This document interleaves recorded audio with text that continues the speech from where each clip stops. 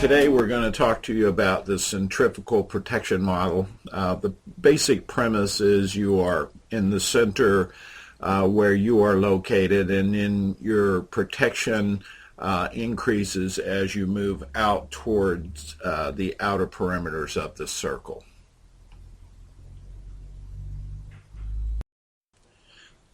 So let's start with the core. The core is where you move from your protection to self-defense. When you are here, you're actually going to be closer to your attacker. You're going to use personal defense weapons, things like guns, knives, clubs. You're really going to be in close hand-to-hand combat potential here. At this point, you have a right to assume fear for your life and initiate the use of deadly force because the intruder has penetrated all of your other defenses, and those will all have been recorded either by video or alarm systems, etc. You've moved actually to your safe room or executed your escape from the house. As you can see from the picture here, the door can allow for an escape from the house. Or a protection room might be a closet or a bathroom or somewhere where you have established protection criteria in a safe room. And you've sought concealment and cover. Now let me sort of explain what concealment and cover is. If you look here, curtains here offer concealment. They will hide you. They will give the sense that you are not there, but if you are discovered and fired upon with a weapon, it will not stop the round. Whereas cover is something that will stop the round. It's a hard-sided, or say the bed here, if you got down on the other side of the bed, close to the headboard, between the lampstand and the headboard, really what you have here is the potential to be concealed because you may not be seen, but you will also have the potential of cover from the hard side of the bed, and the thickness of the mattress will slow any rounds down that come through it. From your bedroom going out, the next area that now becomes the protection area, not a self-defense area, is your hallway leading down to the bedroom. The hallways are normally very dangerous areas, primarily because they're limited in terms of their space. They're constricted. There's normally no cover concealment when you go down the hallway. Therefore, the criminal can put their arm around the corner if they happen to be there and see you're going down the hallway, or hear you're going down the hallway, empty the clip. Chances are the rounds that they empty down that hallway will hit you if you're in the hallway. Now, conversely, that is true also for you. If you happen to have cameras that can view that hallway, you see the criminal coming down toward your bedroom door, you can quickly open up your bedroom door, stick your arm around there, and just empty a clip down the hallway, sort of spraying the hallway, and most likely you will hit the criminal at that point in time. This is one really good argument for having cameras that can look down all your hallways. They can also tell you whether the hallway is clear. If you happen to have cameras in the living room and other areas of the house, you may know that the burglar or invader is in the kitchen or the living room or some other space. You see the hallway is clear. You can then proceed down the hallway out into wherever you need to go, either to escape, get to your children, or confront the invader if that is what you intend to do. Now, what we recommend is you don't go down that hallway and you don't confront that invader until you have a better control of the field of fire, which would mean stay in your bedroom, escape the house. It'd be your first activity and primary choice. A safe room would be the second area, and that allows you to have a clear field of fire while you're viewing what the criminal is doing on the camera. Point here is it will give you some time because you can see somebody coming down the hall. They normally won't run down the hall or walk down the hall, particularly if they know you're there. They'll want to clear it, so they'll come slower. This gives you your first protection point that allows you time to find your safe room or escape from the house. The next area past your hallway is your living areas. This would be your living room, dining room areas, game room areas, places like this. They're normally fairly large, have large pieces of furniture in them, and this is also a place where criminals will look for valuable items like big screen TVs or artwork or any kind of valuable like that. We would recommend that you don't go pursue out into these larger areas. First of all, you don't know who's out there. You don't know how many might be out there. You don't know whether they're armed. So there's a lot of uncertainties. Secondly, if you do pursue out there, these large furniture pieces and areas offer opportunity for the criminal, if they hear you coming, to hide and conceal themselves and surprise you in an attack, or to take cover from fire that you may render upon them and return fire. Neither of those solutions are good solutions and will work against you at this point in time. However, this is the second area out away from your core, so it is offering you one more alarmed and alert area that provides you an opportunity to have more time to find your safe room or escape from the house. As we progress outward towards the circle, the next area is the area that most alarm companies focus on. It is the egress, ingress area, or the entrance and exit areas of your home. You'll find these around your doors and your windows primarily, whether they're sliding glass doors, whether they're front doors, windows, first story, second story, and even dormers. You really want to put connectors on all of your windows, all the way up through the second floor and even your dormer areas. You want everything to have a connection point on that. Also, you want to put shatter glass detectors inside your home on these windows, because if a criminal breaks in a window and goes through the window and never lifts it or breaks to connection points that are wired on the side of the window to the framing, then they can get in there and they'll never set the alarm off. So having those shatter detectors on the inside can often send the signal that somebody has broken into the house. You also want to have in there motion detectors that'll pick up in key areas so that you have all of that covered. You have, if they kick in or break in or lift the window or kick in the door, you have, if they break the glass, that'll be detected. And if they cut a glass out and simply walk through without breaking it with a suction cup, your motion detectors will pick this up. This is the outer perimeter of your physical home's protection. It is the next layer of your protection, and it affords you just one more opportunity to detect someone coming into your home, and gives you a little more time, because now we have this area, we have your living areas, we have your hallway areas, and all of this now is beginning to be layers of protection, sending signals sooner and sooner so that you can find your safe room or escape. The alarms that you attach to your sensors, whether they are the detectors on the windows or the shatter glass detectors or the motion detectors in your home, they need to set off a loud alarm, something that preferably will alert your neighbors. Also, when you set your alarm system, it would be preferable for it to go directly to the police department if possible, because alarm companies first try to reach you, then they try to reach a secondary person, and this is just a lot of delay in time. If you check with your police department, you may be able to have your alarm system go directly into them.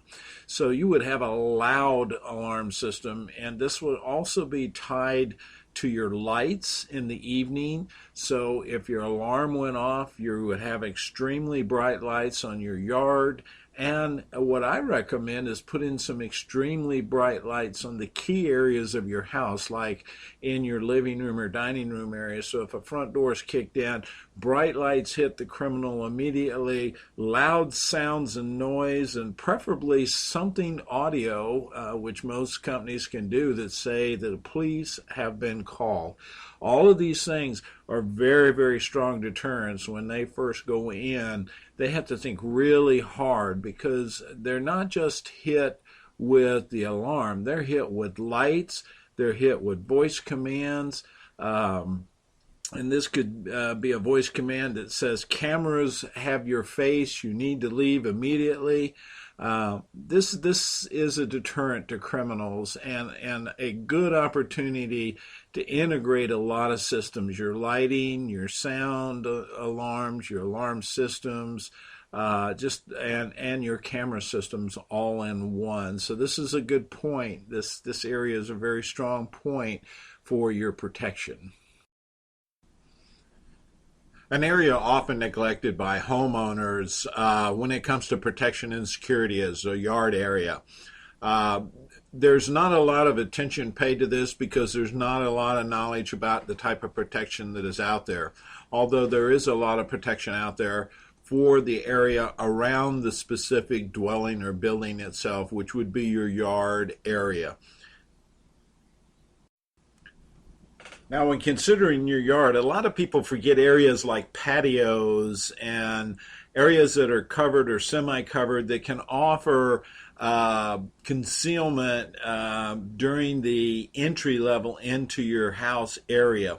So you want to make sure your cameras cover these areas, and you also want to make sure that any infrared detection devices that you put out there also cover these areas. Don't forget about them. Don't leave them unprotected. The fact is, there are a lot of different devices you can use. First of all, the cameras that come from the house can scan the yard and normally go out the distance to your yard perimeter. Those would be the CCTV cameras you have attached to your house that are shooting out towards the perimeter of your yard. Some of those also have motion detectors on them. You can also put motion detector lights that can light up the yard. All of these can be controlled for things like branches moving or wind or small animals, etc. Also, beyond that, when you go out to the outer perimeters of your yard, you begin to find areas like your fence and those areas. Those can be laced with infrared devices that can crisscross your yard from your house to your fence and from corner to corner, so that you have actually an infrared laser protection across your yard. You can set those at a height where dogs and small animals won't set them off. And this gives you, and you can set them for silent, so this also gives you an added protection quickly to determine someone is in the vicinity or entering your yard area, in case a camera happens to be angled so that it misses a person coming in. You can also put these in fake stones or fake fountains and things like this that you can put in your yard so that they don't appear to be detectable by the individuals that are there. And in this case, this is probably pretty good to keep them hidden. But in other situations, you may want them visible so people understand that this crisscross in your yard is infrared and they will be detected early. But in most cases, you want to keep these hidden, because then people will try to make the effort from a distance, either spraying them with something or hammering them with something to disengage the alarm system. So these we try to tell people to sort of keep hidden. They provide a great cross-section for your yard.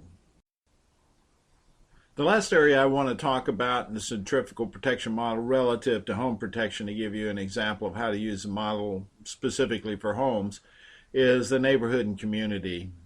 Now, you don't have a lot of direct control over this area, but you can be influential with your neighbors. If you think of it this way, if everybody took the precautions up to this point that you've taken all the way out to the yard area, if everyone did that in that neighborhood, that is very visible, and therefore that neighborhood becomes very unattractive to criminals. So it's one way to sell the idea of the neighborhood uniting around this protection model. You don't necessarily have to rely on roving patrols, or you don't have to be out in the weather in order for this to work in the neighborhood watch.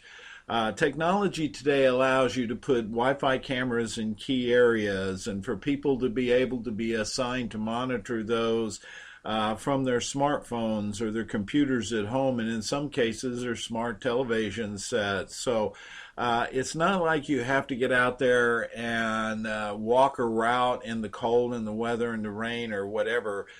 Protection can happen right there in your home with technology if the neighborhood will unite around that technology.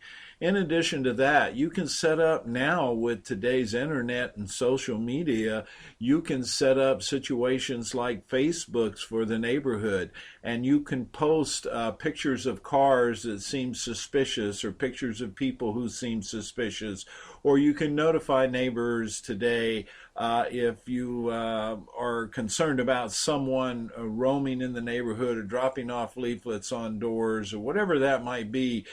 These social networks are almost instantaneous in terms of letting people know what are around. Schools use them today to alert people to active shooters and hostile situations on campuses. So neighborhoods could make real good use of this technology and these systems today. It just takes a few people who have some capability, knowledge, and then some commitment on people to commit some time. And now that time can be just almost automatic. For example, if a Wi-Fi camera picks something up that is unusual and sends a signal, or you see something that's a signal, you can be notified by email, and or you can have a mass twixing or tweeting or Facebook messaging to the neighborhood almost instantaneous. So these neighborhood watches now, if organized and handled properly, can be an extremely powerful outer perimeter protection for just about everybody who has home protection. So if you take that and add it to everything we've covered so far, you have a tremendous amount of protection in this centrifugal protection model. In summary, the CPM model, the farther you are from the core in the CPM model, the more time you have to implement your protection strategy. You have direct control of your protection within your property boundaries. Once you leave your property, you can be influential in organizing technologically enhanced neighborhood watches that do not involve roaming patrol and does not require firearms, which is really better for liability.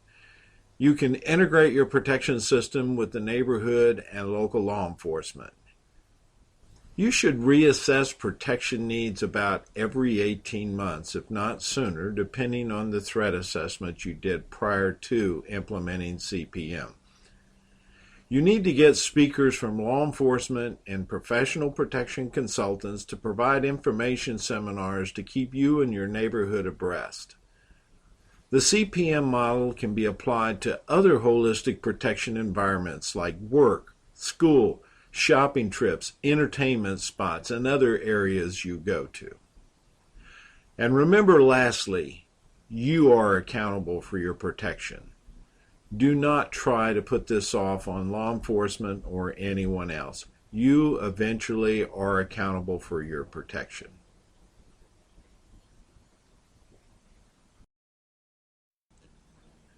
The Centrifugal Protection Model is a product of EIP Educational Services. EIP Educational Services is really about protecting you and your loved ones. You have to ask yourself the questions and answer these questions whether or not you are ready. Whether you're ready for a home invasion, an active shooter, an attack in a parking lot, or any other aggressive act against you or your loved ones.